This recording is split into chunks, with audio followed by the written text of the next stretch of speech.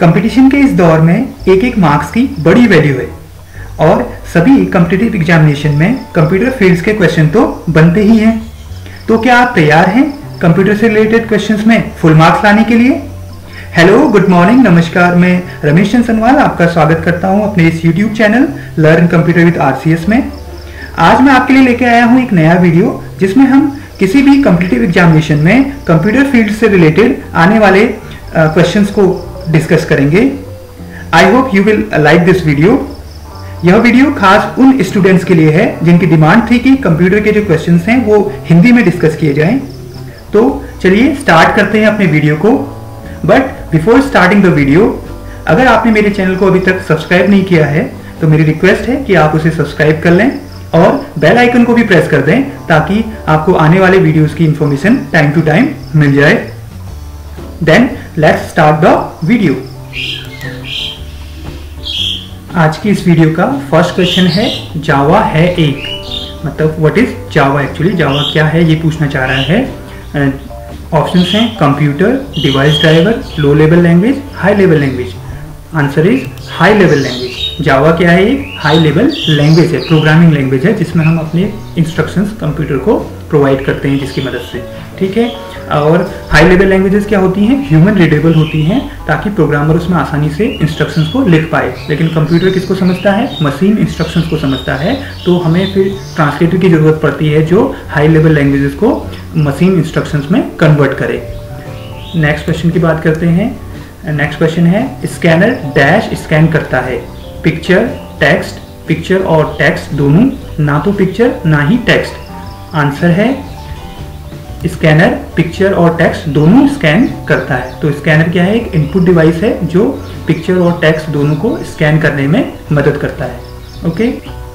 Third question है आपके computer में बनी परमानेंट मेमोरी को क्या कहते हैं?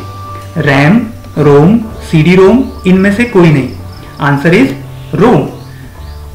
रोम का फुल फॉर्म होता है रीड ओनली मेमोरी। ये एक परमानेंट मेमोरी होती है और इसको हम इसमें जो इंस्ट्रक्शंस एक बार लिख दिए जाते हैं उन इंस्ट्रक्शंस को केवल हम रीड कर पाते हैं। इसमें हम कोई भी नई चीज राइट नहीं कर पाते हैं। अगर मैं रैम की बात करूं तो रैम का फुल फॉर्म होता है रैंडम एक्सेस मेमोरी। ये एक ऐसी मेमोरी होती है जिसमें रीड और राइट दोनों हम वर्क कर सकते हैं। नेक्स्ट क्वेश्चन की बात करते हैं। फोर्थ क्वेश्चन है कौन सी डिवाइस आपके कंप्यूटर को दूसरे कंप्यूटर से टेलीफोन पर बात करने व इंटरनेट एक्सेस करने देता है? इनमें से कौन सी डिवाइस ऐसी है जिसकी मदद से मतलब आप टेलीफोन पर बात भी कर सकते हैं और इंटरनेट एक्सेस भी करते हैं? ऑप्शंस हैं रैम, मॉडेम, हार्ड ड्राइव, इनमें से कोई नहीं। Answer is modem. मॉडेम ही एक ऐसी डिवाइस होती है जिसकी मदद से आप टेलीफोन लाइन के थ्रू बात भी कर सकते हैं और साथ में इंटरनेट को एक्सेस करने में भी कौन मदद करता है? आपको मॉडेम मदद करता है, ठीक है। इसका फुल फॉर्म होता है मॉड्यूलेटर, डिमॉड्यूलेटर। नेक्स्ट क्वेश्चन है पूरे डॉक्यूमेंट को सेलेक्ट करने के लिए निम्नलिखित में से किसका प्रयोग होता है? मतलब आप पूरे कंप्लीट डॉक्यूमेंट को सेलेक्ट करना चाहते हैं एक साथ, तो कौन सी शॉर्टकट की का आप यूज करते हैं? ऑप्शंस हैं shift plus A, alt plus F5, control plus A और नहीं किया जा सकता। मतलब कहना चाह रहे हैं कि किया ही नहीं जा सकता, ऐसा पॉसिबल ही नहीं है। तो आंसर है इसका कंट्रोल प्लस ए। कंट्रोल प्लस ए के से आप क्या कर सकते हैं? पूरे किसी भी डॉक्यूमेंट को कंप्लीट सेलेक्ट कर सकते हैं। नेक्स्ट क्वेश्चन है जब प्रोसेसर प्रोग्रामों और डेटा को यूज कर रहा होता है तो उसे कहां रखा जाता है? मतलब कि प्रोग्राम्स जब यूज हो रहे होते हैं तो उस टाइम पे वो कहां स्टोर रहते हैं? ऑप्शंस हैं program memory, disk memory, secondary memory, main memory. और आंसर इज मेन मेमोरी, ठीक है। जब भी कोई प्रोसेसर प्रोग्रामों को एक्सेस कर रहा होता है, डेटा को यूज कर रहा होता है, तो उतनी देर के लिए वो डेटा कहां स्टोर रहता है? मेन मेमोरी में रहता है, ठीक है। और जब उसका वर्क कंप्लीट हो जाता है दैट मीन्स हम उस प्रोग्राम को सेव कर लेते हैं, तो वो कहां सेव हो जाता है? फिर उसके बाद सेकेंडरी मेमोरी में सेव हो जाता है। दैट मीन्स आपके जो सीपीयू में जो सेकेंडरी मेमोरी होती है वो सेकेंडरी मेमोरी कौन सी है? Hard disk. ओके।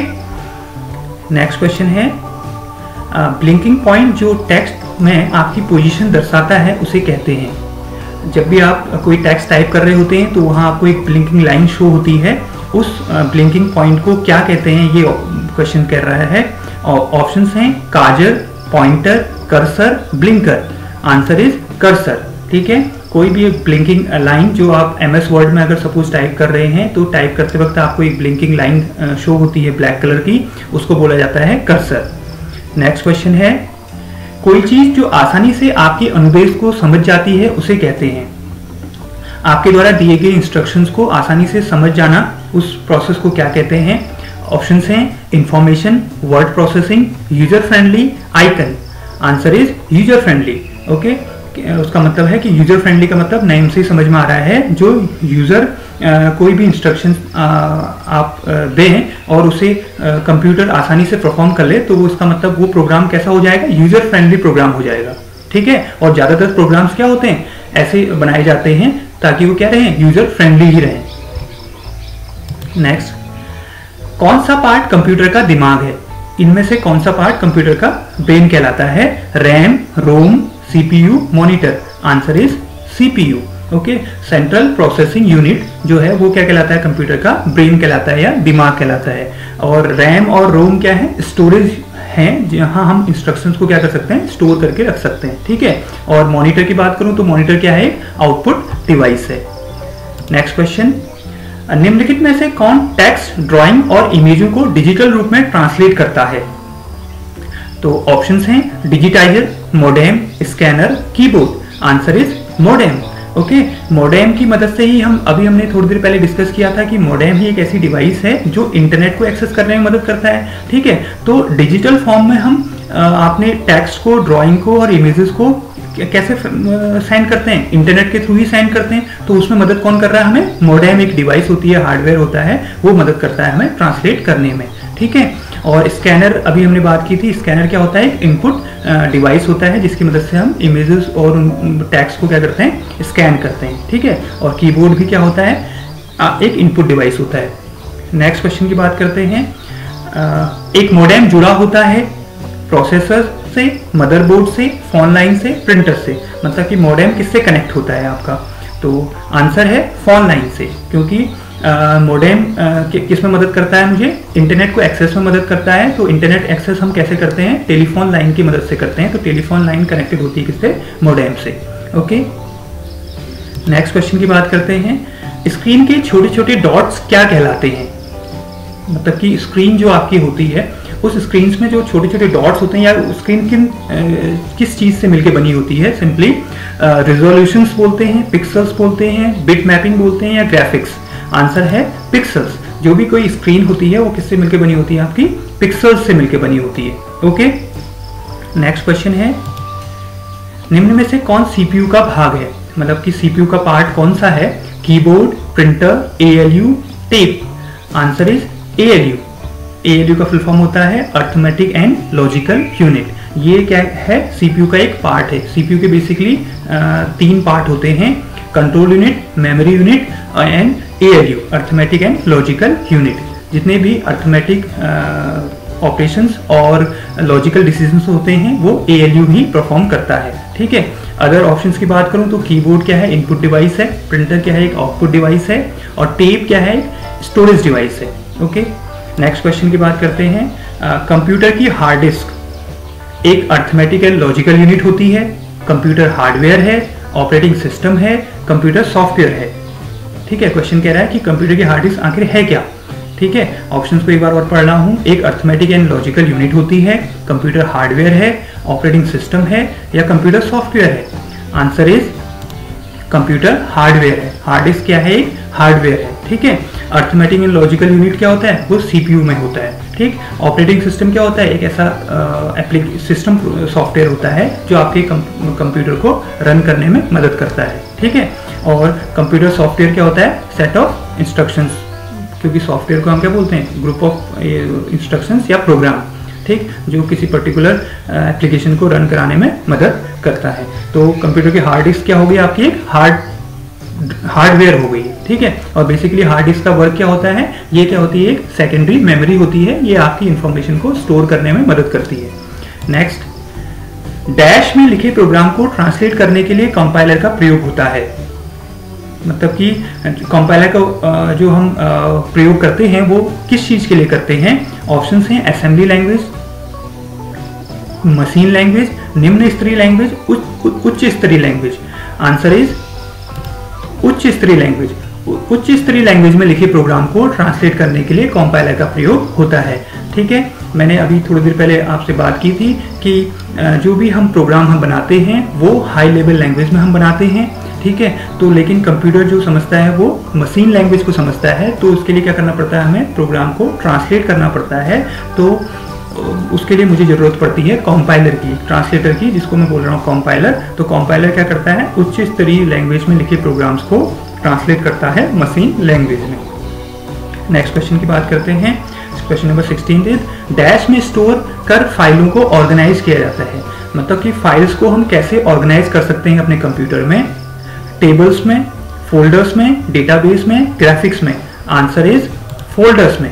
ठीक है, फाइल्स को कहाँ ऑर्गेनाइज, एक प्रॉपर तरीके से ऑर्गेनाइज कैसे किया जा सकता है? फोल्डर्स में रख करके। ठीक है, आप अपने जो स्टोरेज है उस स्टोरेज को डिफरेंट फोल्डर्स उसमें बना सकते हैं और पर्टिकुलर फोल्डर में उसी से रिलेटेड फाइल्स को स्टोर करके रख सकते हैं, ताकि आपकी फाइल्स क्या रहें, ऑर्गेनाइज्ड वे में आपके कंप्यूटर में स्टोर रहें। नेक्स्ट क्वेश्चन है, सीक्रेट कोड जो प्रोग्राम में प्रवेश नहीं करने देता है क्या कहलाता है? Entry code, passport, access code, password. मतलब कि ऐसा सीक्रेट कोड जिसकी मदद से हम किसी भी एप्लीकेशन को एक्सेस नहीं कर पाते, ओपन नहीं कर पाते हैं, वो क्या कहलाता है? Answer is password. ठीक है, आपने देखा होगा कि कोई भी एप्लीकेशन, कोई फाइल है, फाइल में अगर हम ओपन करना चाह रहे हैं तो अगर आपसे पासवर्ड मांगता है तो जब तक आप उसमें पासवर्ड एंटर नहीं करेंगे तब तक वो फाइल आप ओपन नहीं कर सकते हैं। ठीक है, तो वही कहलाता है आपका secret code. Next is computer निर्देशों को एक प्रोग्रामिंग भाषा में लिखने की विधि क्या कहलाती है? ऑप्शंस हैं टेस्टिंग, फोल्डर, कोडिंग, फाइल। तो कंप्यूटर के जो इंस्ट्रक्शंस होते हैं उनको प्रोग्राम लैंग्वेज में लिखने की जो टेक्निक है वो क्या कहलाती है? कहला है आंसर इज कोडिंग। उसको क्या बोलते हैं हम? कोडिंग करना। ठीक है, किसी भी लैंग्वेज में क्या की जाती है? कोडिंग की जाती है। दैट मीन्स उसमें इंस्ट्रक्शंस लिखे जाते हैं उस लैंग्वेज में, तो उसको उस प्रोसेस को हम कोडिंग प्रोसेस बोलते हैं। Next question number 20 is MS word में शॉर्टकट की Ctrl+Y का क्या कार्य है? ऑप्शंस हैं रीडू करना, अंडू करना, कट करना, पेस्ट करना। आंसर इज रीडू करना। Ctrl+Y किसके लिए वर्क होता है यूज होता है? रीडू करने के लिए। अगर मैं अंडू करने की बात करूं तो उसके लिए होता है शॉर्टकट की Ctrl+Z, और कट करने के लिए जो शॉर्टकट की यूज होती है वो होती है Ctrl+X, और पेस्ट करने के लिए जो शॉर्टकट की यूज होती है वो होती है Ctrl+V। ओके, नेक्स्ट क्वेश्चन 21, निम्नलिखित में से कौन कंप्यूटर का सेकेंडरी स्टोरेज नहीं है? ऑप्शंस हैं ऑप्टिकल डिस्क, CD रोम, पेन ड्राइव, रैम। तो आंसर इज रैम। रैम क्या होती है? प्राइमरी मेमोरी होती है। ठीक है, सेकेंडरी स्टोरेज नहीं होती है। बाकी तीनों क्या ऑप्शंस क्या हैं आपके? सेकेंडरी स्टोरेज होते हैं, जिनको हम सेकेंडरी मेमोरी भी बोलते हैं। ठीक है, नेक्स्ट क्वेश्चन, डैश ऐसे कंप्यूटर हैं जो नेटवर्क के अंतर्गत अन्य कंप्यूटरों को रिसोर्स प्रोवाइड करते हैं? Platform, touch screen, server, monitor. Answer is server. Server ऐसे कंप्यूटर हैं जो नेटवर्क के अंतर्गत अन्य कंप्यूटरों को रिसोर्स प्रोवाइड करते हैं। ठीक है, तो हम जब भी बात करते हैं नेटवर्क की तो हम कनेक्ट होते हैं किससे? आपके सर्वर से ही कनेक्ट होते हैं। ठीक है, तो सर्वर ही हमें इंफॉर्मेशन क्या करता है? प्रोवाइड करता है। कोई भी इंफॉर्मेशन हम कंप्यूटर में सर्च करते हैं या ट्रैक करते हैं तो वो उसके लिए हमें सबसे पहले कनेक्ट किससे होना पड़ता है? सर्वर से कनेक्ट होना पड़ता है। ये भी क्या है? एक कंप्यूटर ही है, लेकिन एक मेमोरी के मामले में या स्पीड के मामले में थोड़ा सा बड़ा कंप्यूटर होता है जो हमें इंफॉर्मेशन प्रोवाइड करता है या रिसोर्स प्रोवाइड करता है नेटवर्क में। नेक्स्ट क्वेश्चन, टेलीकम्युनिकेशन डिवाइस का उदाहरण है? ऑप्शंस हैं modem, mouse, keyboard, monitor. Answer is modem. Modem एक ऐसी डिवाइस होती है जो टेलीकम्युनिकेशन में मदद करती है हमें। अभी भी हमने पहले डिस्कस किया हुआ है कि मॉडेम हमें किस में मदद करता है? इंटरनेट कनेक्शन में मदद करता है, जिसकी मदद से हम दूसरे कंप्यूटर से क्या कर सकते हैं? नेटवर्क में कम्युनिकेशन कर सकते हैं। Okay, next is dash hexadecimal number dash आधार वाले अंकों की संख्या है? 20, 18, 16, 8। Answer is 16। हेक्साडेसिमल का जो आधार बेस होता है हेक्साडेसिमल नंबर का, वो कितना होता है? 16 होता है। ओके, तो ये हेक्साडेसिमल नंबर्स क्या हैं? ये आपके मेमोरी में स्टोरेज करने का एक तरीका है। ठीक है, जैसे नंबर सिस्टम आपके मैथ्स में यूज़ होते हैं, वैसे ही कंप्यूटर में भी क्या होते हैं, अपने नंबर सिस्टम्स यूज़ होते हैं। जैसे कंप्यूटर सपोर्ट करता है डेसिमल नंबर सिस्टम को, बाइनरी नंबर सिस्टम को, ऑक्टल नंबर सिस्टम को और हेक्साडेसिमल नंबर सिस्टम को। ठीक है, बाइनरी नंबर सिस्टम का जो बेस होता है वो 2 होता है, ऑक्टल नंबर सिस्टम का जो बेस होता है वो 8 होता है, ऐसी हेक्साडेसिमल नंबर सिस्टम का जो बेस होता है वो 16 होता है, और डेसिमल नंबर सिस्टम का जो बेस आप जानते हैं वो 10 होता है। ओके, नेक्स्ट क्वेश्चन, निम्न में से कौन प्रोग्रामिंग लैंग्वेज नहीं है? C++, Java, Python, MS Excel. Answer is MS Excel. MS Excel एक प्रोग्रामिंग लैंग्वेज नहीं है, जबकि C++, जावा और पाइथन क्या है, प्रोग्रामिंग लैंग्वेज हैं। MS एक्सेल क्या है, एक एप्लीकेशन प्रोग्राम है जो हम डेटा के मैनिपुलेशन में मदद करता है हमें। ये किसने बनाया है? माइक्रोसॉफ्ट कंपनी के द्वारा बनाया गया एक एप्लीकेशन सॉफ्टवेयर होता है। ठीक है, तो ये थे कंप्यूटर्स के कुछ इंपॉर्टेंट क्वेश्चंस जो किसी भी कॉम्पिटिटिव एग्जामिनेशन के लिए काफ़ी इंपॉर्टेंट हैं। आई होप आपको ये वीडियो पसंद आया होगा। आपको ये वीडियो कैसा लगा इसको आप कमेंट सेक्शन में जाकर कमेंट जरूर करें, और अगर आपको ये पसंद आया है तो इसे ज़्यादा से ज़्यादा लाइक करें, शेयर करें अपने फ्रेंड्स के बीच में, और अगर आपने चैनल को अभी तक सब्सक्राइब नहीं किया है तो चैनल को सब्सक्राइब भी कर लें। मिलते हैं कुछ और क्वेश्चंस के साथ अगले वीडियो में। Thanks for watching.